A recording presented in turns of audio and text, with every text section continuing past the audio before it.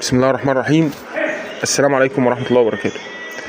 الشقة دي معانا في اسكندرية العجمي الهانوفيل، شارع ابو الشوارب، الدور الاول علوي، 3 غرف وريسبشن وحمام ومطبخ، 3 عدادات غاز وكهرباء وميه، 3 غرف كبار وريسبشن كبير، ريسبشن اكبر من التصوير كمان. احنا شفنا دلوقتي الريسبشن فيه بلكونتين، بلكونه على الناصيه بتاعت الشقه وبلكونه على واجهه الشقه. البلكونه شايفه الشارع بتاع ابو الشوارب، شايفه الملعب بعد منك كده، اخر الشارع ده بعد عمارتين او 3 عمار تلاقي الملعب في وشك.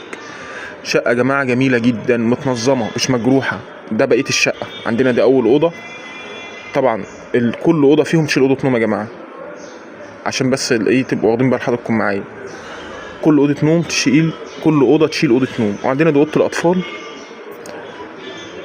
طبعا زي ما انت شايف في شباك، وفي شباك في اوضه النوم، في بلكونتين في الريسبشن. قاعد في شقه هاويه جدا ومنطقه هاديه وجميله.